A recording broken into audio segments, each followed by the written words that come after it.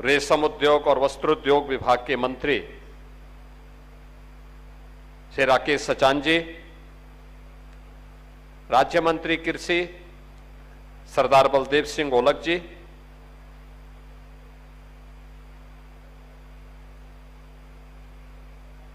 राज्य मंत्री उत्तर प्रदेश सरकार श्रीमती प्रतिभा शुक्ला जी, महापौर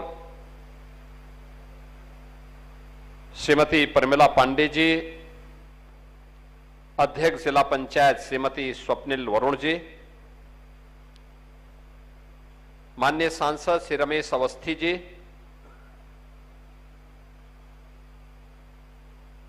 विधान परिषद सदस्य श्री सलिल बिश्नोई जी, अरुण पाठक जी,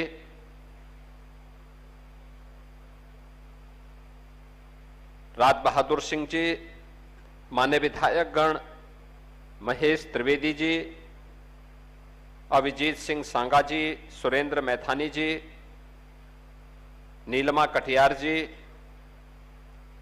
राहुल बच्चा सोनकर जी, विधान परिषद सदस्य अविनाश सिंह चौहान जी, माननीय विधायक श्रीमती सरोज कुरील जी, भारतीय जनता पार्टी के क्षेत्रीय अध्यक्ष श्री प्रकाश पाल जी, कानपुर ग्रामीण के अध्यक्ष श्री उपेंद्र पासवान जी, कानपुर उत्तर के अध्यक्ष अनिल दीक्षित जी,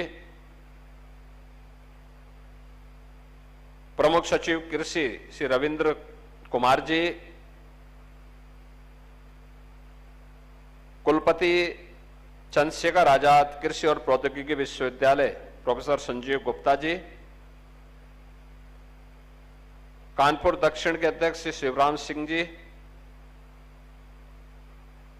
हमारे प्रगतिशील कृषक श्री भारत भूषण त्यागी जी, गौ सेवा आयोग के अध्यक्ष श्री श्याम बिहारी गुप्ता जी और उपस्थित हमारे सभी प्रगतिशील अन्नदाता किसान बहनों और भाइयों, भारतीय जनता पार्टी के हमारे पदाधिकारीगण और उपस्थित बहनों और भाइयों, मैं सबसे पहले इस प्राकृतिक खेती कार्यशाला के लिए कृषि विभाग, चंद्रशेखर आजाद कृषि और प्रौद्योगिकी विश्वविद्यालय और सहभागी बने हुए सभी अन्य संबंधित संगठनों और पक्षों को हृदय से धन्यवाद देते हुए देश के अंदर सबसे अधिक समय तक निर्वाचित प्रधानमंत्री के रूप में कार्य करने के एक नए कीर्तिमान को स्थापित करने के लिए प्रधानमंत्री मोदी जी का हृदय से अभिनंदन करते हुए उत्तर प्रदेश वासियों की ओर से उन्हें बधाई देता हूं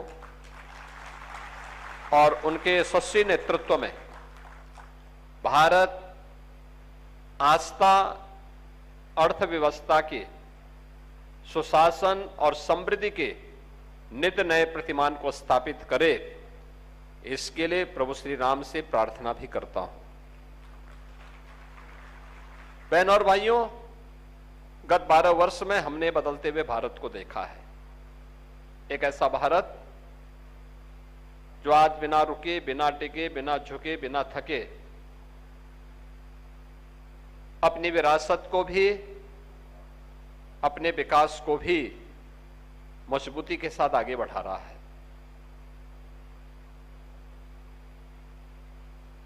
ऐसा नहीं कि भारत के पास पहले सामर्थ्य नहीं थी, लेकिन उस सामर्थ्य का एहसास कराने के लिए जिस प्रकार का नेतृत्व चाहिए था, उसका अभाव था। याद करिए, भारत आज से 2000 वर्ष पहले भारत की प्रगति की जब हम चर्चा करते हैं तो दुनिया की अर्थव्यवस्था में भारत की हिस्सेदारी 44% थी। आज से 400 वर्ष पहले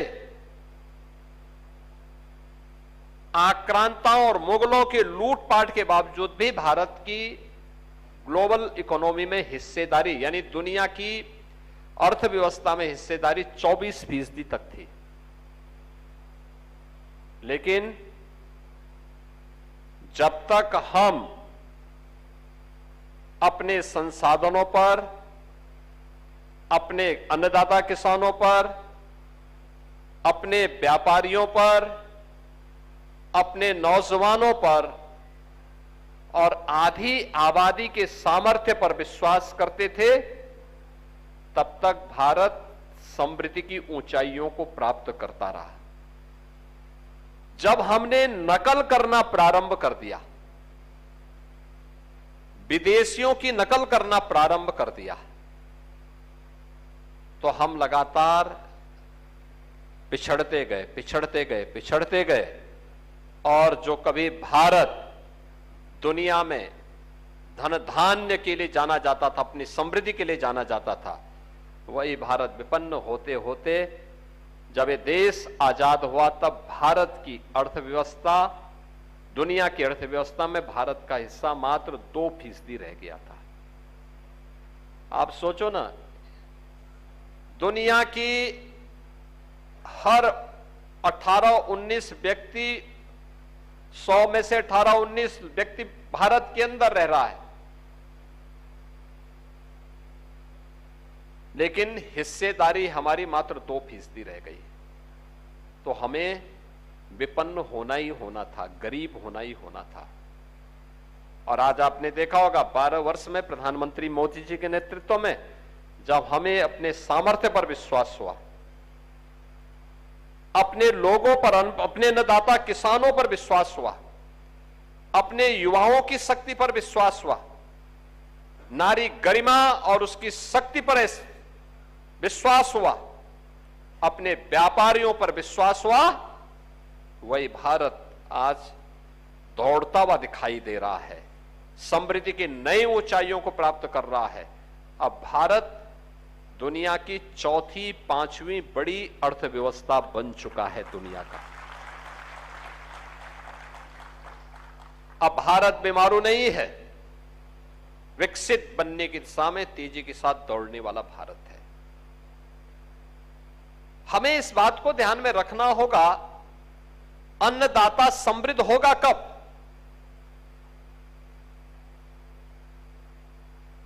कौन कारक थे जिसने हमारे अन्नदाता किसानों को इतनी समृद्ध भूमि होने, इतना जल संसाधन होने के बावजूद भी विपन्न बना करके आत्महत्या करने के लिए मजबूर किया? वे कौन से कारक थे? आप मुझे बताइए। आप कोई व्यापार कर रहे हैं और व्यापार में आप खरीद रहे हैं सामान को 5 रुपये में, और आपको उसका दाम, कोई बोले मार्केट में उसका दाम आपको मिले मात्र 4.25 रुपये या 5 ही रुपये भी मिल गया, तो क्या आप लाभांश में रहेंगे? नहीं रहेंगे, नहीं रहेंगे। अगर 4.25 मिला तो घर से लगाना पड़ेगा, 5 भी मिला तो आपकी अपनी मजदूरी, अपनी मेहनत कहां गई? ट्रांसपोर्टेशन का खर्चा कौन उठाएगा? जहां आपने अपना प्रतिष्ठान खोला है वहां का खर्चा कौन उठाएगा? स्वाभाविक रूप से आप घाटे पे रहेंगे। आपको मुनाफा कमाने के लिए क्या करना होता है? अगर 5 रुपये में आपने सामान खरीदा है तो उसके साथ आप जोड़ते हैं अपनी मेहनत को, उसके साथ जोड़ते हैं आप दुकान की कीमत को या प्रतिष्ठान की किराए को भी, ट्रांसपोर्टेशन को भी, और फिर जो लागत आती है तब उसने 6 रुपये आता है, आपने 10% और बढ़ा करके आपने उसकी लागत बना करके बेचा, तो आप लाभ में भी रहेंगे और व्यवसाय भी आपका अच्छा चलेगा, आपको किसी के सामने हाथ फैलाने की नौबत नहीं आती। खेती के लिए भी यही नियम लागू होता है। क्यों 14 के पहले किसान आत्महत्या कर रहा था? क्योंकि लागत ज्यादा थी और उत्पादन कम होता था और उससे कम पैसा किसान को मिलता था। प्रधानमंत्री मोदी जी ने सबसे पहला काम क्या किया? उन्होंने कहा लागत का मिनिमम 1.5 गुना दाम अन्नदाता किसान को मिले। 1.5 गुना दाम, सारा खर्चा निकल सके उसका, सम विषम परिस्थितियों में वह उस कार्य को आगे बढ़ा सके। ये देने की गारंटी आजाद भारत में किसी ने की है? मोदी जी ने की है, प्रधानमंत्री मोदी जी ने की है। परिणाम है 2004 से लेकर 2014 के बीच में जिस देश में लाखों किसानों ने आत्महत्या की है, 14 के बाद उसमें विराम लगा, जब पहली बार आपने देखा होगा सॉइल हेल्थ कार्ड के माध्यम से धरती माता की स्वास्थ्य का परीक्षण शुरू हुआ। प्रधानमंत्री कृषक बीमा योजना के माध्यम से उन अन्नदाता किसानों को फसल की गारंटी की सुरक्षा मिली, आपदा में गारंटी की सुरक्षा मिली। पहली बार प्रधानमंत्री कृषि सिंचाई की गारंटी मिली।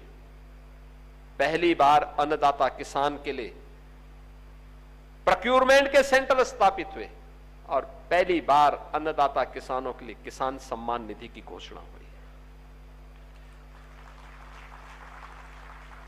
यानी एक एक कड़ी को जोड़ते गए आपको जो फर्टिलाइजर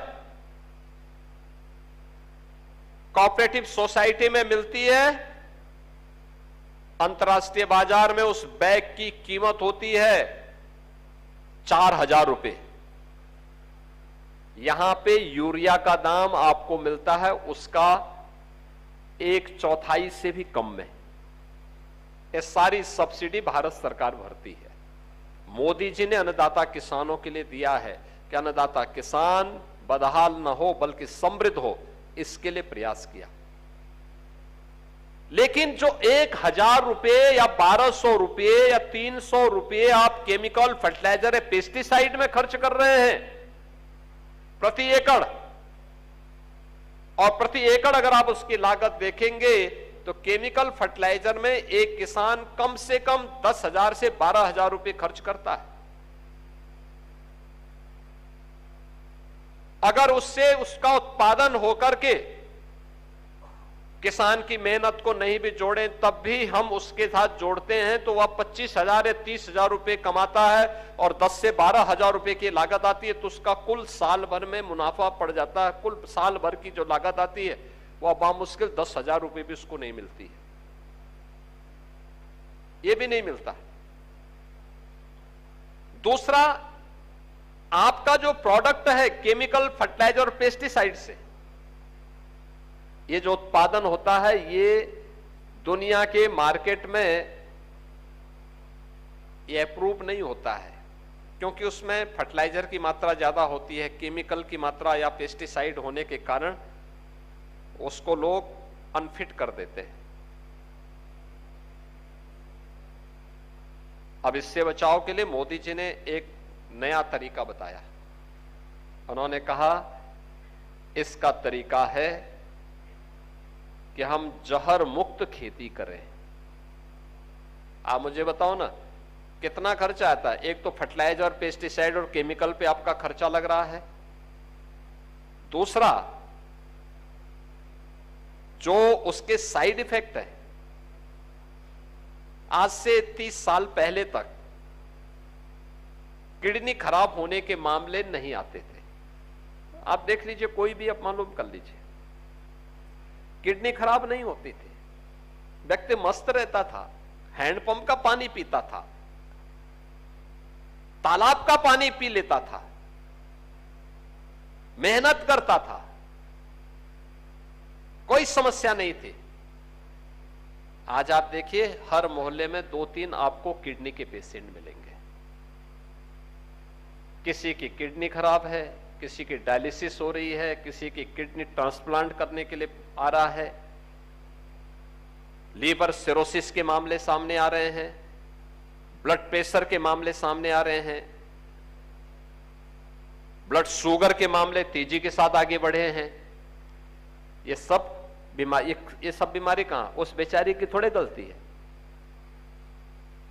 उसके खान पान में सब चीजें शामिल कर दी गई हैं जो उसके साथ बीमारी भी लेकर के आ रही है। यही पेस्टिसाइड का साइड इफेक्ट कहां है? किडनी फेल्योर के रूप में। हम उस बीमार बेचारे को कोसते हैं कि पता नहीं इसने क्या क्या। गलती उसकी नहीं है, गलती उस सिस्टम की है जो जहर खिला रहा है अन्न के नाम पर। अन्न के नाम पर जहर, इतना केमिकल, इतना फर्टिलाइजर, इतना पेस्टिसाइड डाला जाता है और खाद्यान्न कम, जहर ज्यादा हो जा रहा है। और इसी से बचाव के लिए मोदी जी ने कहा कि भाई देखो,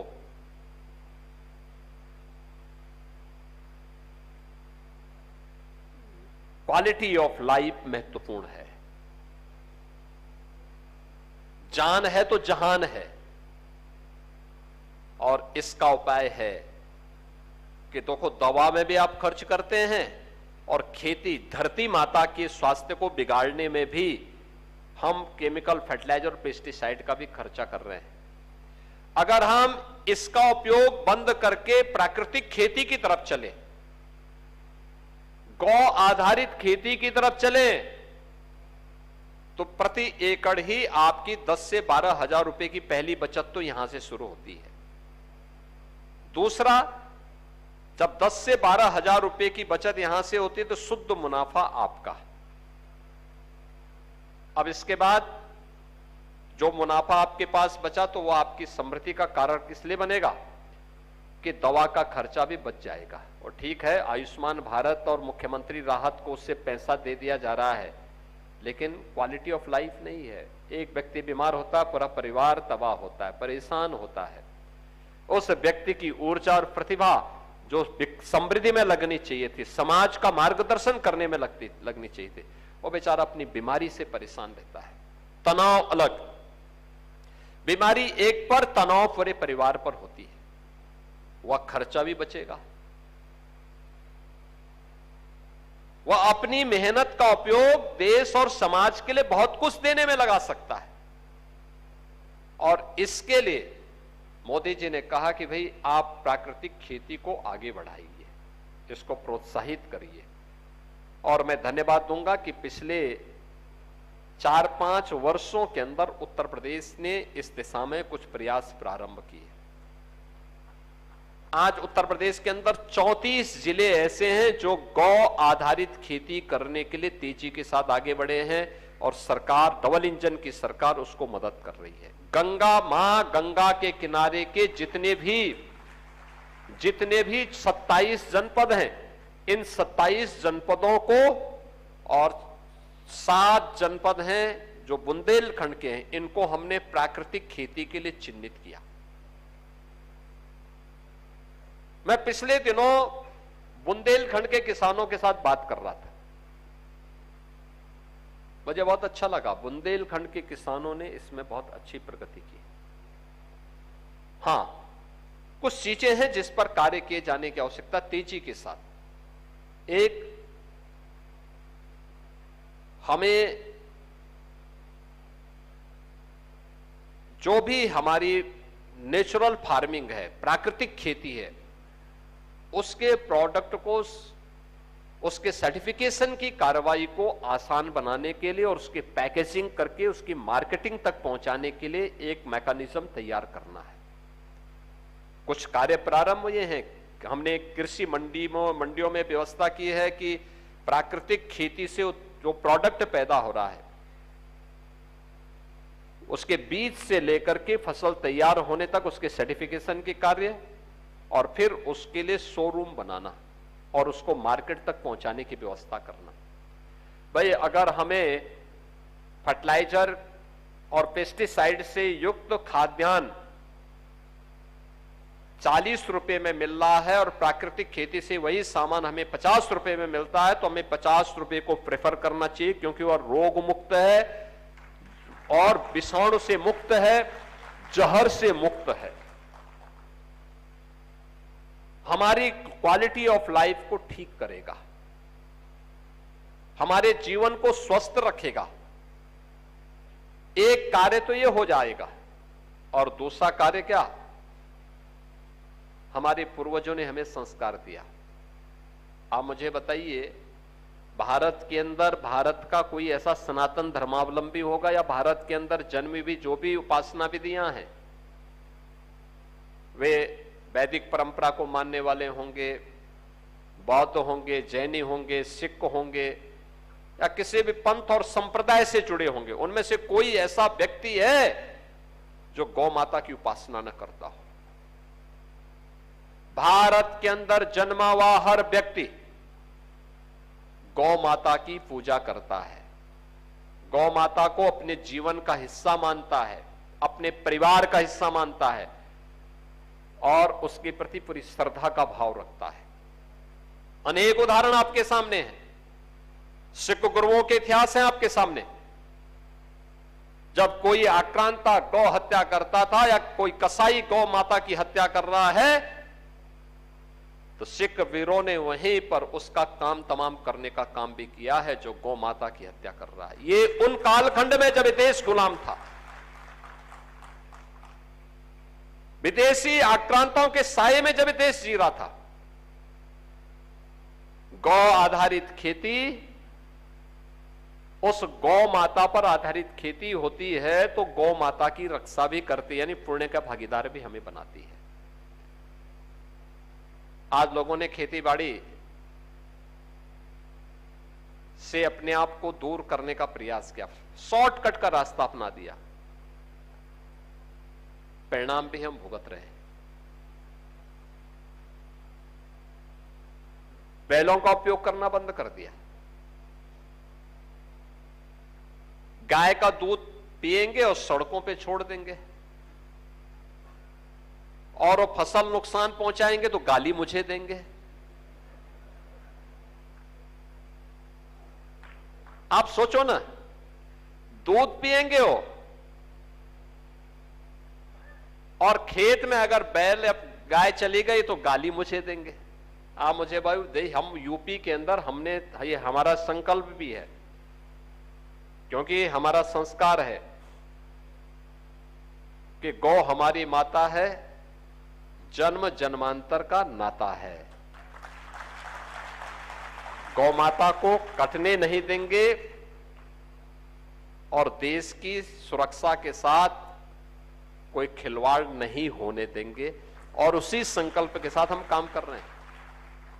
लेकिन हमें इस बात को ध्यान में रखना होगा, मैंने देखा हम लोगों ने प्रयास किया लोग कम से कम इसके बारे में जागरूक हों, नहीं किए तो हमने कहा सरकार के स्तर पर करेंगे।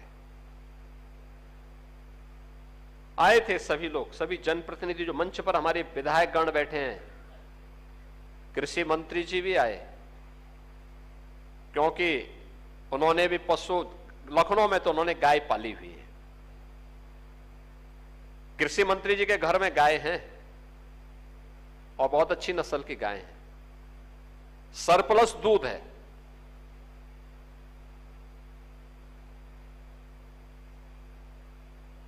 लेकिन ये भी बोलते थे कि देखिए आपने बैन कर दिया कि गौ तस्करी नहीं होगी, इलीगल स्लॉटरिंग हम बंद कराएंगे, हमने बंद करवा दिया।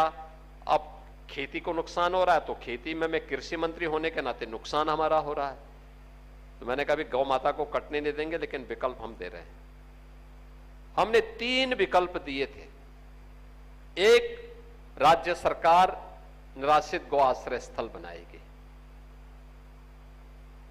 और मुझे प्रसन्नता है 14 लाख गौवंश 7,700 से अधिक गौशालाओं में वर्तमान में रह रहे हैं, उनकी देखभाल राज्य सरकार करती है। दूसरा, मुख्यमंत्री सहभागिता योजना में हमने अन्नदाता किसानों से कहा कि आप 4 गौवंश कोई भी ले लें, बछड़े हैं, गाय है, बछिया है, जिसको भी आप रखना चाहते हैं रखिए, हम आपको पैसा देंगे। एक गाय पे 1500 रुपया महीना हम देंगे, एक गाय पे 1500। अगर 4 रखेंगे तो 6000 रुपया देंगे, लेकिन देखभाल ठीक होनी चाहिए, स्वस्थ रहनी चाहिए, मजबूत रहनी चाहिए, गाय बीमार नहीं दिखनी चाहिए। उसको हमने सहभागिता योजना के अंतर्गत किया। लगभग 1.5 लाख के आसपास हमारे पास किसानों ने ऐसी गायों को रखा है, ऐसा गौवंश रखा है। और तीसरी है कुपोषित परिवारों के लिए। देखिए, समाज में अगर कोई भी व्यक्ति अस्वस्थ है, अभावग्रस्त है, कोई बच्चा कुपोषित है, तो ये कुपोषण का शिकार केवल वह परिवार नहीं है, समाज की विकृति का भी परिणाम ये बताता है। हमारी संवेदना उस परिवार के प्रति होनी चाहिए, क्योंकि वह बच्चा एक परिवार का बच्चा हो सकता है, लेकिन वह धरोहर है हमारे समाज की भी और देश की भी। इसलिए उसको स्वस्थ जीवन जीने का पूरा अधिकार होना चाहिए। तो हम लोगों ने कहा सहभागिता योजना, एक स्कीम हमने कुपोषित माता के लिए और बच्चे के लिए रखी है कि हमारी निराश्रित गौआश्रय स्थल पर में जो ये गाय हैं, इन गाय में से कोई गाय अगर ब्याई हुई गाय है, उस गाय को वह परिवार ले ले, उसकी देखभाल करें, दूध वो पी ले, उसकी देखभाल करें, उसके लिए भी हम उसको 1500 रुपया महीना उस गाय के लिए घाचारा के लिए उपलब्ध करवाएंगे। हम करवा रहे हैं। मुझे बहुत अच्छा लगा कि लगभग 1 लाख के आसपास गोवंश इस आधार पर भी हम लोगों ने दिए हैं और लोग उसके माध्यम से उन परिवारों तक पहुंच रहे हैं, उन परिवारों तक दूध भी मिल जा रहा है। क्योंकि देसी गाय का दूध होगा तो हिष्ट पुष्ट होगा, कम दूध देती है लेकिन मजबूत होता है। अगर यही गोवंश को हम ठीक ढंग से इसको कर लें, एक गाय, देसी नस्ल की गाय, एक वर्ष में कई एकड़ खेती को प्राकृतिक खेती के लिए वह फर्टिलाइजर के रूप में भी, पेस्टिसाइड के रूप में भी, केमिकल के रूप में भी जो प्रोडक्ट देती है, वह एक गाय के गोबर से, एक गाय से कई एकड़ खेती के लिए प्राप्त हो जाता है। और इसमें जो भी खर्चा आना है, प्राकृतिक खेती से संबंधित जो पुस्तक अभी यहां साही जी ने मुझे उपलब्ध कराई है, आचार्य देवव्रत जी का, जो हमारे माननीय राज्यपाल हैं गुजरात के, उन्होंने इस दिशा में बहुत अच्छा काम किया, अभिनंदनीय कार्य किया। वे आए भी थे 2 वर्ष पहले यहां, 3 वर्ष पहले यहां आए भी थे, इसी विश्वविद्यालय में हम उनके साथ आए भी थे। बहुत अच्छी पुस्तक लिखी है। सरदेव पालेकर जी ने भी इसमें बहुत अच्छा काम किया, उन्होंने इसको प्रोत्साहित किया। यानी इसमें मार्केट से कुछ भी खरीदना नहीं, जो अन्नदाता किसान के खेत में पैदा होता उसी से होना है। गाय का गोबर, गाय का मूत्र, कोई भी दलहन, गुड़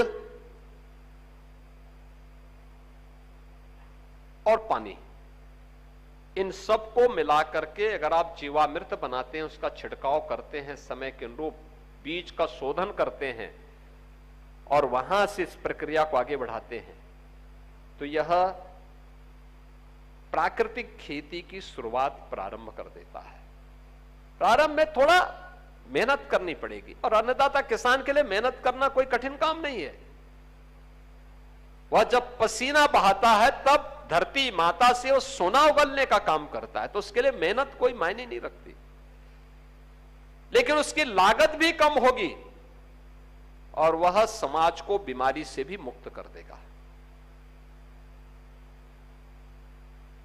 यह काम करने की आज की आवश्यकता है, और मोदी जी इसी बात को कह रहे हैं कि अगर हम विकसित भारत कहते हैं कि 2047 में जब ये देश अपनी आजादी का शताब्दी महोत्सव मना रहा होगा, तब विकसित भारत की संकल्पना को अगर हमें साकार करना है, तो विकसित भारत में बीमार लोगों की संख्या भी कम हो, स्वस्थ भारत हो, स्वस्थ भारत उसका आधारशिला बने। अपनी मेहनत से, अपने परिश्रम से, अपने संसाधनों से और अपनी ऋषि धरोहर और कृषि की परंपरा में गौ आधारित खेती भी उसका आधार बने, और इसको ध्यान में रख करके अगर हम कार्य करेंगे तो परिणाम आएगा। उसी परिणाम को लाने के लिए यह व्यवस्था लागू की जा रही है प्राकृतिक खेती पर आधारित कार्यशाला। ये विकसित भारत की आधारशिला बनाने के लिए, भारत विकसित होगा तब, उत्तर प्रदेश विकसित होगा जब, उत्तर प्रदेश विकसित होगा तब जब कानपुर विकसित होगा।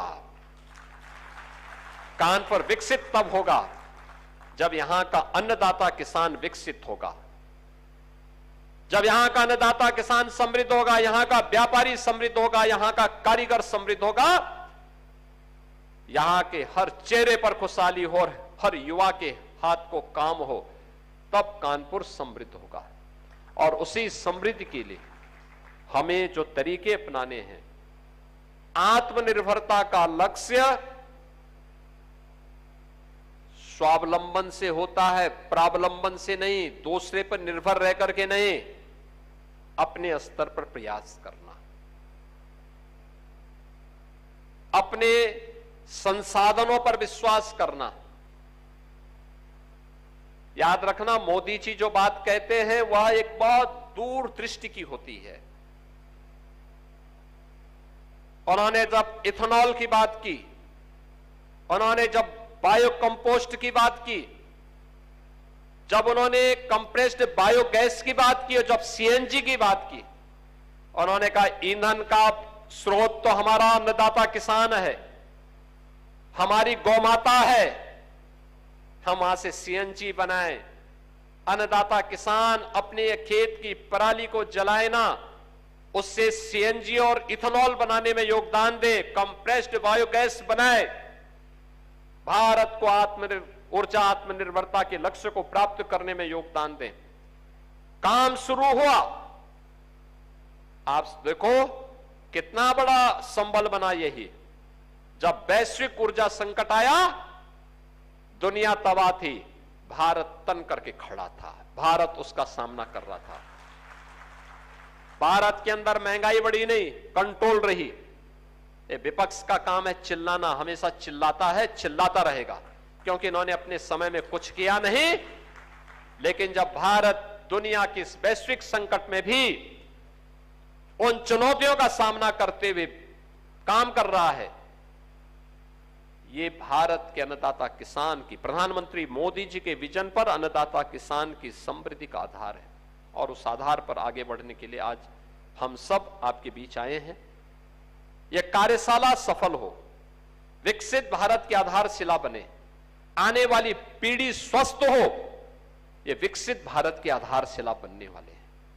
इसलिए स्वस्थ जीने का अधिकार सबको मिले, इसकी शुरुआत हमारी खेती से होनी चाहिए। प्राकृतिक खेती उसका आधार बन सकती है, भारत की समृद्धि का आधार बन सकती है, अन्नदाता किसान के मुनाफे को कई गुना बढ़ाने में सहायक हो सकती है, उसकी लागत को कम कर सकती है, उत्पादन को बढ़ा करके उसके मुनाफे को काफी अच्छा समृद्ध कर सकती है।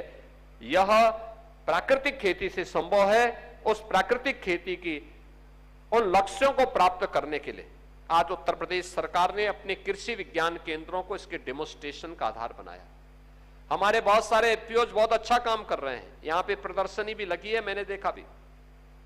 लेकिन मैं कृषि विभाग से जरूर कहूंगा कि जहां कहीं भी कृषि की प्रदर्शनी लगती है, अभी 12 वर्ष के प्रधानमंत्री जी के इस कार्यकाल के उपलक्ष्य में हर प्रखंड स्तर पर जो प्रदर्शनी लग रही है, उस प्रदर्शनी का दायित्व किसी न किसी एफपीओज को दीजिए।